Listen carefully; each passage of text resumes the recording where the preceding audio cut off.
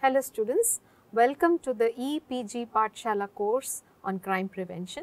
Today I am discussing with you the module number 20, which is conventional programs for crime prevention, rural versus urban.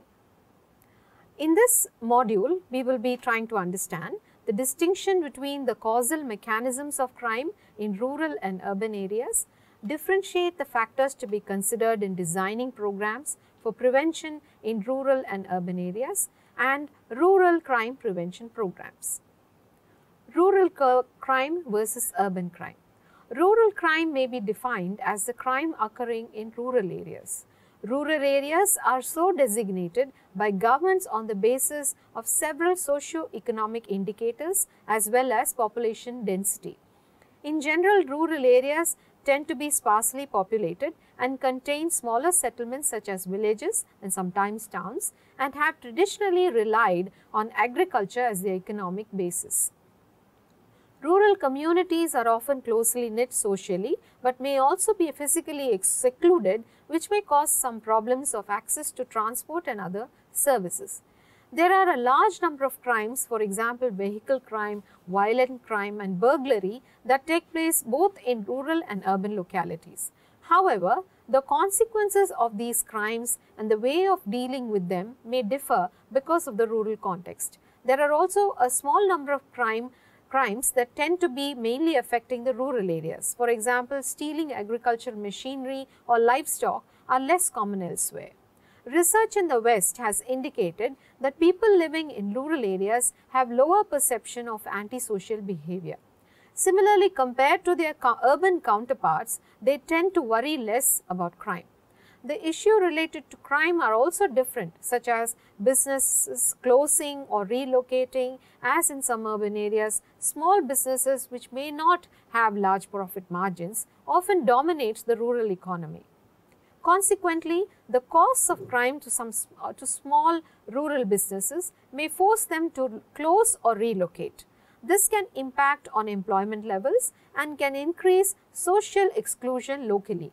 Isolation. Rural victims of crime often live apart from families and close friends, and so do not always have a support network they can rely on. Similarly, rural victims of crime may be less aware of and able to access victim support services that non-rural victims may get. Prevention through similar types of crime occur in urban and rural areas. The reasons for them happening and the ways of trying to prevent them may be very different. For example, to prevent vehicle theft, it is not necessarily practical to implement urban target hardening measures such as CCTV and security patrol in rural areas. Other creative solutions are likely to be required. Under-reporting of hate crimes. Rural residents may be reluctant to report certain type of incidents. For example, crimes motivated by prejudice against their race or sexuality. This is often due to the lack of support services available or a lack of awareness about services which do exist. Now let's look at causes of rural crime. Rural crime occurs within a unique culture. This is a culture characterized by traditional belief systems and always of doing things, community attitudes about how to deal with crime, and strong attachments to privacy, friendship and family ties. The existence of these factors means that residents may be less likely to report crimes to the police because they do not want their neighbors, friends or family members to be arrested, or because they are afraid of retaliation from known perpetrators. People living in rural communities may also prefer to handle conflicts on their own rather than resort to urban-style law and order interventions. Added to this is the reality that many rural communities are very remote or isolated from urban centers. This means that even if residents would like criminal justice or social institutions to be involved in dispute resolution or responding to crime, access to and availability of these services are limited. Many young people today who have grown up in the rural areas desire to move to the big city to get an education, find jobs or increase their social status. With access to popular culture through television and internet, rural youth are at risk to many new types of crimes. Cyberbullying, internet child luring and violent and pornographic imagery, for example. In addition, parents may be unable to pass on the attributes of rural culture to their children because of these outside influences. As a result, young people are exposed to different types of crime than their parents were and may not subscribe to the same belief about how to resolve conflicts or deal with crime as their parents. This can lead to a generational conflict between the younger and the older generations. Once the crime problem for a given community has been assessed, that community then has to determine what resources they have available to implement a crime prevention program. Example, money, people, equipment, etc. Crime prevention strategies should be chosen based on a balance between the needs of the community, the available resources, and the evidence-based practices that have been shown to work in preventing rural crime. Every crime prevention program should also include an ongoing evaluation component by which the effectiveness of the program can be measured. This should include a replication of the initial needs assessment to determine whether crime levels have decreased, increased, or stayed the same. There are a number of different approaches to crime prevention that can be applied in rural areas. Crime prevention through environmental design. This is the first one of the types. Focuses on the planning and infrastructure of communities to prevent crime. Examples in the rural context may include installing motion sensor lighting on barns to illuminate potential offenders or designing farm equipment storage areas in view of the house. The second one, crime prevention through social development or CPSD, involves a number of different strategies including community development, school-based prevention, public education campaigns, and developmental prevention, for example, early childhood intervention. The third one is situational prevention, which involves increasing the risks and reducing the rewards of committing specific crimes.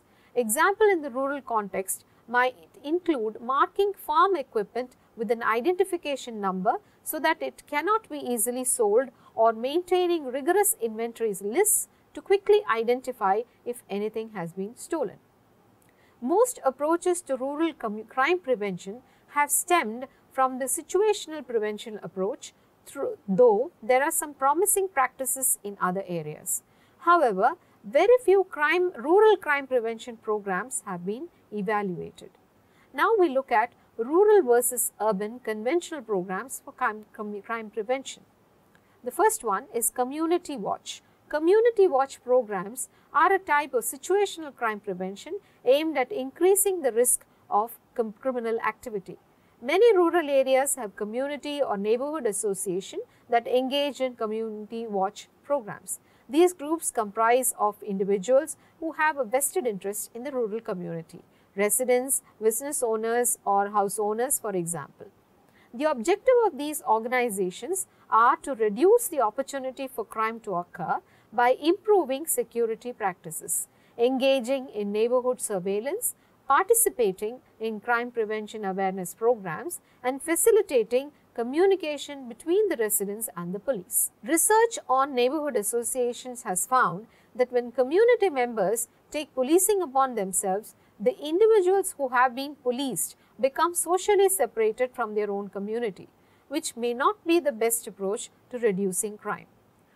Indeed, evaluations of neighborhood watch programs in urban areas have found that programs only using a watch component were ineffective at preventing crime.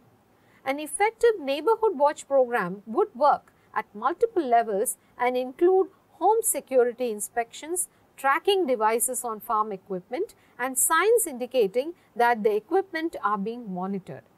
An effective program would also foster partnerships between police, local residents, and other community agencies and the criminal justice services.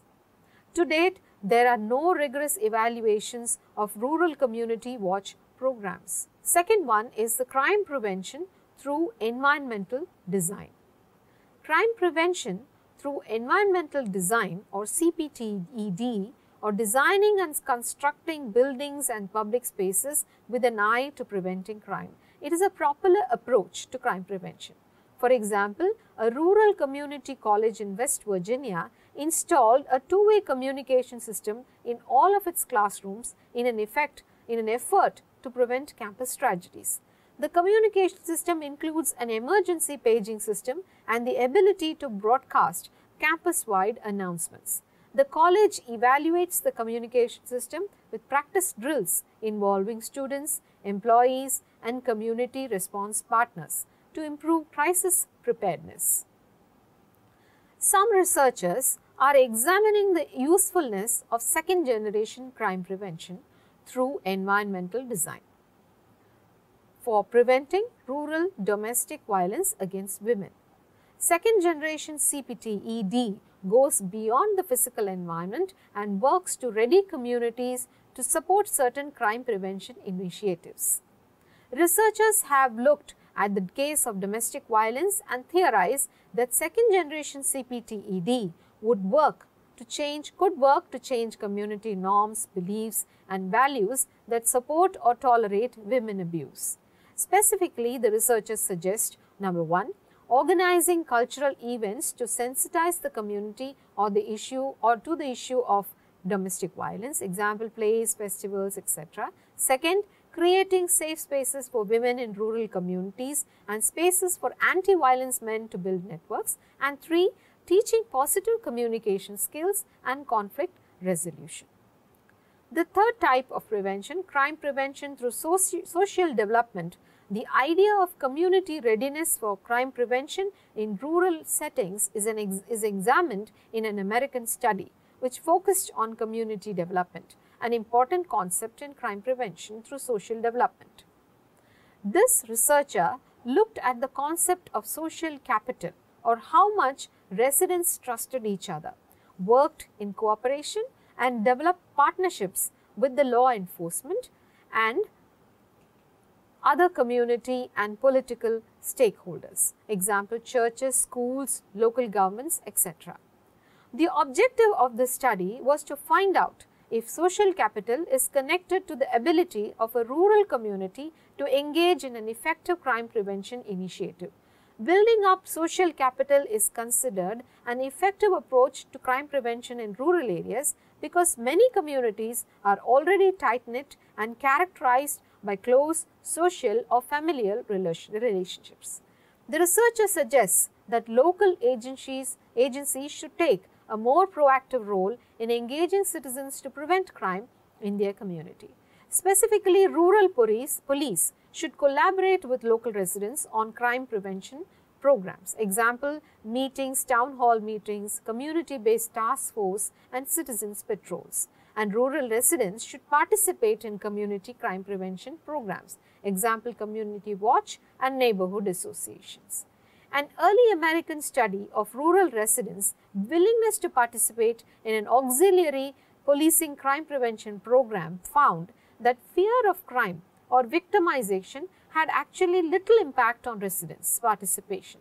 Residents mostly like to participate in this type of crime prevention initiatives, those who are young, less educated, and male. Researchers in Florida developed the Smart Life program for rural African American youth aged 12 through 18. This program aims to foster independent and productive lifestyles through goal-oriented planning and empowerment. Seminars are held in various community locations, example schools, community centers, churches, etc., with topics including the meaning of being an African American, the history of African people, and the prevention of crime and violence, early sexual experiences and pregnancy, alcohol and drug abuse, and school failure. While the researchers provide anecdotal evidence of the positive effect of the program and on the youth participants, they also suggest that programs should include parents in the education as well as the possibility of community-based safe house for particularly at-risk youth.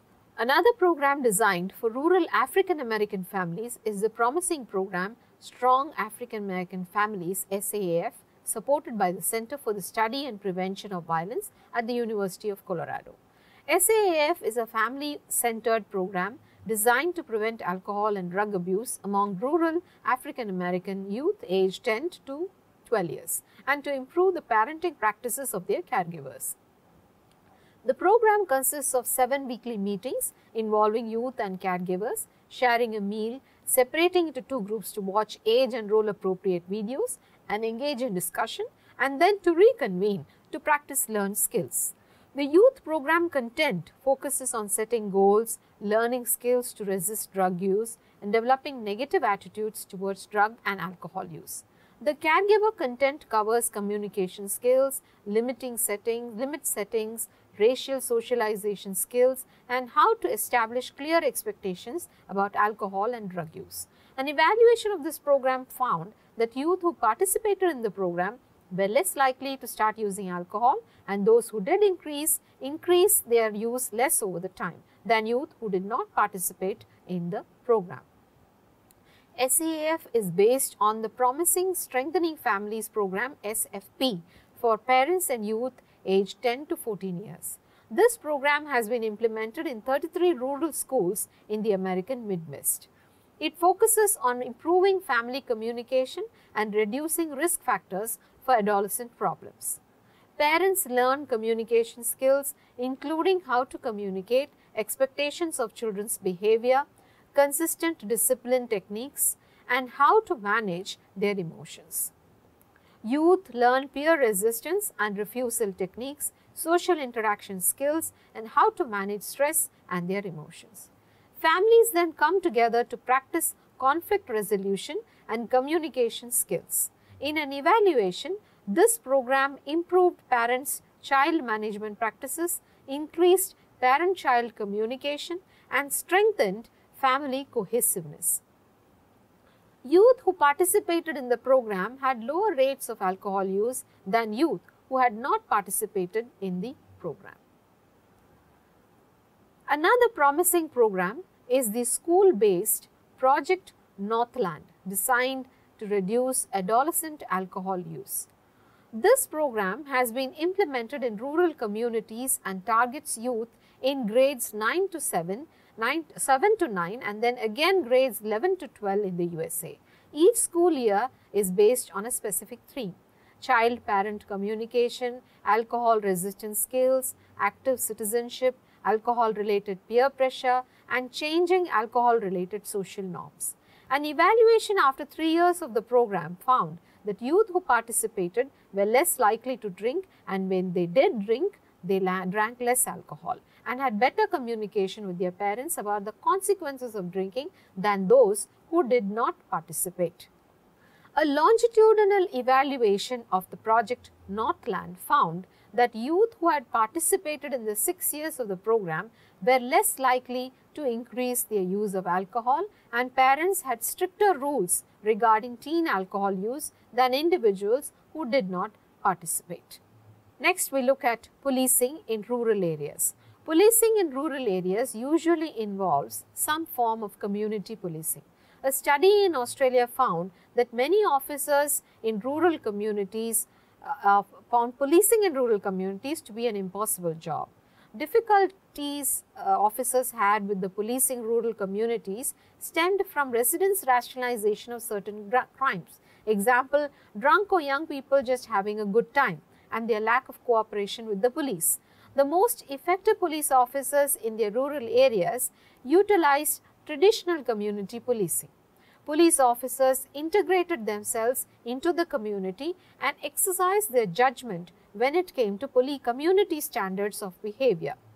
In Western Australia, another approach to rural policing derived from the rural crime prevention strategy of the Office of Crime Prevention is which is a multi-agency approach. This multi-agency approach engages police officers, different government departments, community-based agencies, private agencies, and volunteers to police rural communities. In one study of this approach, the researcher found that multi-agency policing has the potential to be more inclusive form of policing, though it is still mainly driven by the government.